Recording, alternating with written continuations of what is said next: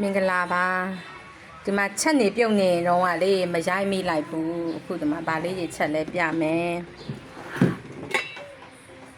မှာသမင်းကတော့12500တဲ့တိတ်တော့မကြိုက်ဘူးစံကြောတိတ်မလှဘူးမှုလည်းတိတ်မမွေးเนาะဒီမှာဒါကကြတော့ပဇွန်เนาะပဇွန်ဒီမှာဒီပဇွန်ကလေအယောင်နေပါတွေကဒါပဇွန်သူ့စီနဲ့သူ့အယောင်เนาะဟိုလိုမျိုးဟိုတွေရုပ်တီး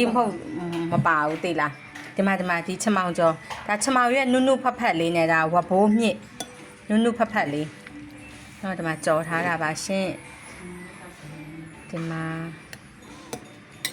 ရှယ်ပဲဒါတော့မနေ့ကဟိုကြံဒီကြံလေးပေါ့ဒါဟိုချမောင်ရဲ့နဲ့ငါးလေးနဲ့ငမုတ်နော်ဒါငမုတ်လေးနဲ့ချက်ထားတာဒီမှာဒါလည်းဟိုစားလိုက်လို့နည်းနည်းပဲကြံတော့တယ်ဒါငရုတ်သီးနဲ့ပဇွန်ချောင်းနဲ့တုတ်ထားတာဒါစက်သားအချိုချက်ဥနီလေးနဲ့ပေါ့ဒါလေးရလဲဒါဟိုကြံဒီကြံလေးတွေပေါ့ရှင်ဒီမှာဒီဟာ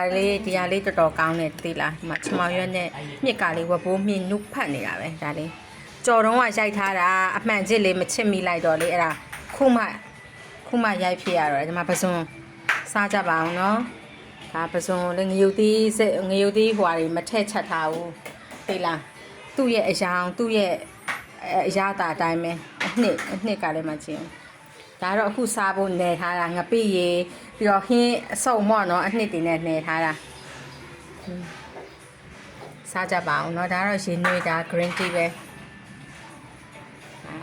တူလေးမီနူ